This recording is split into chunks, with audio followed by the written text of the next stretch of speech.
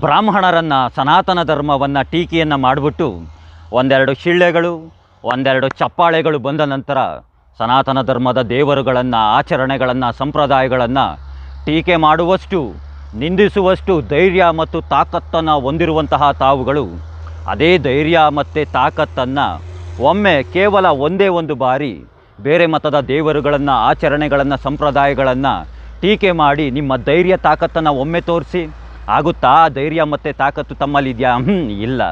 ಬ್ರಾಹ್ಮಣರು ತಮ್ಮ ಮನೆಯ ಬಾಗಿಲಿಗೆ ಏನಾದ್ರೂ ಬಂದಿದ್ರಾ? ಅಯ್ಯ ಸ್ವಾಮಿಗಳೇ ಬರಬೇಕು, ನೀವು ಬಂದ್ಬಿಟ್ಟು ಹೋಮವನ್ನು ಮಾಡಿಸ್ಬೇಕು, ಯಜ್ಞವನ್ನು ಮಾಡಿಸ್ಬೇಕು ಅಂತ ನಿಮ್ಮ ಮನೆಯ ಬಾಗಿಲಿಗೆ ಏನಾದರೂ ಬ್ರಾಹ್ಮಣರು ಬಂದಿದ್ರಾ?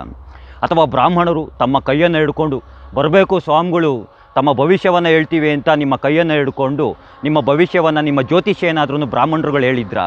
ಅಥವಾ ಬ್ರಾಹ್ಮಣರು ನಿಮ್ಮ ಮನೆಗೆ ಬಂದು ನಿಮ್ಮ ಕಾಲಿಗೆ ಬಿದ್ದು ಅಯ್ಯೋ ಸ್ವಾಮಿಗಳು ನಮ್ಮ ದೇವಾಲಯಕ್ಕೆ ಬರಬೇಕು, ನೀವು ದೇವಾಲಯಕ್ಕೆ ಬರಲಿಲ್ಲ ಅಂದರೆ ದೇವಾಲಯದ ಆದಾಯ ಕಡಿಮೆ ಆಗಿಬಿಡುತ್ತೆ, ದೇವಾಲಯದ ಆದಾಯ ಕಡಿಮೆ ಆಗ್ತು ಅಂದರೆ ನಮಗೆ ತಿನ್ನೋದಕ್ಕೆ ಇಟ್ಟಿರೋದಿಲ್ಲ, ದಯಮಾಡಿ ಸ್ವಾಮಿಗಳು ನಮ್ಮ ದೇವಾಲಯಕ್ಕೆ ಬರಬೇಕು ಅಂತ ತಮ್ಮ ಬಳಿಗೆ ಬಂದ್ಬಿಟ್ಟು ಏನಾದರೂ ಭಿಕ್ಷೆಯನ್ನು ಬೇಡಿದ್ರಾ? ಈ ರೀತಿಯಾಗಿ ಯಾವುದನ್ನು ಸಹ ಬ್ರಾಹ್ಮಣರು ಮಾಡಿಲ್ಲ ತಾನೇ. ಹೀಗಿದ್ದರೂ ಸಹ ನೀವು ಕೇವಲ ಬ್ರಾಹ್ಮಣರನ್ನು ಟಾರ್ಗೆಟ್ ಮಾಡಿ ಟೀಕೆಯನ್ನು ಮಾಡೋಂತಹದ್ದು ಏತಕ್ಕಾಗಿ? ಓದಲ್ಲಿ ಬಂದಲ್ಲಿ ಎಲ್ಲ ಕಡೆಯೂ ಸಹ ಕೃಷ್ಣ ಬ್ರಾಹ್ಮಣರ ಜಾತಿಯಲ್ಲಿ ಜನ್ಮವನ್ನು ಪಡೆದಂಥವನಲ್ಲ. ಕೃಷ್ಣ ಹುಟ್ಟಿದಂತಹದ್ದು ಗೊಲ್ಲ ಜಾತಿಯಲ್ಲಿ. ಗೊಲ್ಲ ಜಾತಿಯಲ್ಲಿ ಹುಟ್ಟಿದಂತಹ ಕೃಷ್ಣನನ್ನು ಬ್ರಾಹ್ಮಣರು ಏತಕ್ಕಾಗಿ ಪೂಜೆಯನ್ನು ಮಾಡಬೇಕು, ಏತಕ್ಕಾಗಿ ಆರಾಧಿಸಬೇಕು? ತಾವು ಓದಲ್ಲಿ ಬಂದಲ್ಲಿ ಎಲ್ಲ ಕಡೆ ಸಮಾವೇಶಗಳಲ್ಲಿ ದೊಡ್ಡದಾಗಿ ಭಾಷಣಗಳನ್ನು ಹೇಳ್ತಾ ಇರ್ತೀರಲ್ಲ, ರಾಮಾಯಣ, ಮಹಾಭಾರತ ಎಲ್ಲ ಕಾವ್ಯಗಳು ಕಾಲ್ಪನಿಕ ಕಟ್ಟುಕತೆಗಳು ಅಂತ. ಈ ಮಹಾಭಾರತ, ರಾಮಾಯಣ ಎಲ್ಲವನ್ನ ಬ್ರಾಹ್ಮಣರು ಬರೆದಂತಹದ್ದಂತ. ಬ್ರಾಹ್ಮಣರು ಬರೀಲಿಲ್ಲ ತಾನೇ, ಬೇರೆಯವರು ತಾನೇ ಬರೆದಂತಹದ್ದು. ಓದಲ್ಲಿ ಬಂದಲ್ಲಿ ಎಲ್ಲ ಕಡೆನೂ ಸೀತಾಮಾತೆಯನ್ನು, ರಾಮ ಲಕ್ಷ್ಮಣರನ್ನು ಬಾಯಿಗೆ ಬಂದಂಗೆ ಟೀಕಿಸ್ತಿರ್ತೀರ, ಬಾಯಿಗೆ ಬಂದಾಗೆ ಮಾತಾಡನಾಡ್ತಿರ್ತೀರ. ಇದೇ ರೀತಿಯಾಗಿ ಯಾರಾದ್ರೂ ಬೇರೆಯವರು ನಿಮ್ಮ ಹೆತ್ತ ತಾಯಿಯನ್ನು, ನಿಮ್ಮ ಸಂಬಂಧಿಕರನ್ನು, ನಿಮ್ಮ ಅಣ್ಣ ತಮ್ಮಂದಿರನ್ನು, ನಿಮ್ಮ ತಂದೆಯನ್ನು ಇದೇ ರೀತಿಯಾಗಿ ಟೀಕೆಯನ್ನು ಮಾಡ್ತು, ಇದೇ ರೀತಿಯಾಗಿ ನಿಂದಿಸ್ತು ಅಂದರೆ ನೀವು ಅವಾಗಲೂ ಸಹ ಇದೇ ರೀತಿಯಾಗಿ ಸುಮ್ಮನೆ ಇರ್ತೀರಾ? ಸುಮ್ಮನೆ ಇರೋದಕ್ಕೆ ಸಾಧ್ಯವಾಗುತ್ತಾ? ನಿಮ್ಮ ಲೆಕ್ಕಾಚಾರದಲ್ಲಿ ಬ್ರಾಹ್ಮಣರು ಸರಿ ಇಲ್ಲ, ಬ್ರಾಹ್ಮಣರು ಕೋಮುವಾದಿಗಳು, ಸರಿ, ಬ್ರಾಹ್ಮಣರು ಸರಿ ಇಲ್ಲ ಅಂತಲೇ ತಿಳ್ಕೊಂಬಿಡೋಣ. ಬ್ರಾಹ್ಮಣರೇತರರು ಎಲ್ಲರೂ ಸಹ ಸರಿಯಾಗಿದ್ದಾರಾ? ಒಮ್ಮೆ ನಿಮ್ಮ ಮಾಹಿತಿಗಾಗಿ ಹೇಳ್ತೀನಿ, ಒಮ್ಮೆ ಪೊಲೀಸ್ ಸ್ಟೇಷನ್ಗೆ ಹೋಗಿ ಬ್ರಾಹ್ಮಣರ ಮೇಲೆ ಎಷ್ಟು ಕೇಸ್ಗಳಿದ್ದಾವೆ, ಯಾವ ರೀತಿಯಾದಂತಹ ಅಪರಾಧ ಕೃತ್ಯಗಳಲ್ಲಿ ಬ್ರಾಹ್ಮಣರು ಭಾಗಿಯಾಗಿದ್ದಾರೆ, ಬ್ರಾಹ್ಮಣರೇತರರ ಮೇಲೆ ಯಾವ ರೀತಿಯಾದಂತಹ ಕೇಸ್ಗಳಿದ್ದಾವೆ, ಯಾವ ರೀತಿಯಾದಂತಹ ಅಪರಾಧ ಕೃತ್ಯಗಳಲ್ಲಿ ಭಾಗಿಯಾಗಿದ್ದಾರೆ ಅಂತಂದ್ಬಿಟ್ಟು ತಾವುಗಳೇ ಹೋಗಿ ಒಮ್ಮೆ ಖುದ್ದಾಗಿ ಹೋಗಿ ಪರಿಶೀಲನೆಯನ್ನು ಮಾಡಿ. ನಿಮ್ಮ ಲೆಕ್ಕಾಚಾರದಲ್ಲಿ ಬ್ರಾಹ್ಮಣರು ಮಾತ್ರ ಸರಿ ಇಲ್ಲ, ಉಳಿದಂಥವ್ರು ಎಲ್ಲರೂ ಸಹ ಸರಿಯಾಗಿದ್ದಾರೆ ಅಂದರೆ ಈ ಸಮಾಜದಲ್ಲಿ ಅಪರಾಧ ಕೃತ್ಯಗಳೇ ನಡೀತಿರಲಿಲ್ಲ, ಯಾವುದೇ ರೀತಿಯಾದಂತಹ ಕ್ರೈಮ್ಗಳೇ ನಡೀತಿರಲಿಲ್ಲ.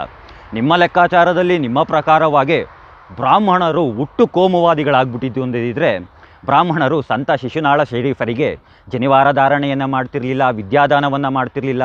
ಸಂತ ಶಿಶುನಾಳ ಶರೀಫರು ಮಹಾನ್ ಮಾನವತಾವಾದಿಯಾಗಿಯೂ ಸಹ ಆಗ್ತಾ ಇರಲಿಲ್ಲ.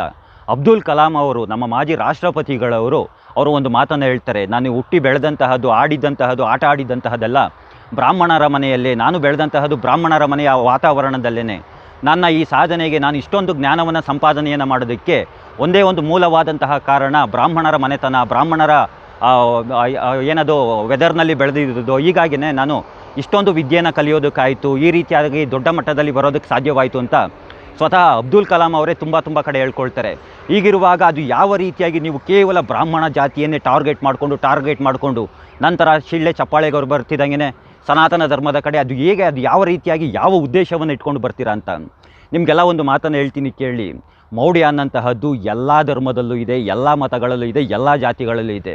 ನೀವು ಕೇವಲ ಒಂದು ಜಾತಿಯನ್ನು ಟಾರ್ಗೆಟ್ ಮಾಡಿಕೊಂಡು ಮಾತನಾಡೋಂತಹದ್ದಲ್ಲ. ಬೇರೆ ಜಾತಿಗಳ ಬಗ್ಗೆ ಏತಕ್ಕಾಗಿ ಮಾತನಾಡಲ್ಲ ಹೇಳಿ? ಅವೆಲ್ಲ ಪ್ರಬಲ ಜಾತಿಗಳ ಬಗ್ಗೆ ಮಾತನಾಡ್ತು ಅಂತಂದರೆ ನಾಳೆ ಅವ್ರುಗಳು ತಿರುಗಿ ಬೀಳ್ತಾರೆ. ಹಾಗಾಗಿ ತಾವುಗಳು ಮಾತನಾಡೋಕ್ಕೆ ಹೋಗೋದಿಲ್ಲ. ಮೌಢ್ಯವನ್ನು ತೊಡೆದು ಹಾಕುವಂತಹ ಉದ್ದೇಶ ಇಟ್ಕೊಂಡಿದ್ರೆ ಅದಕ್ಕೆ ಅಂತಲೇ ದಾರಿಗಳಿದ್ದಾವೆ.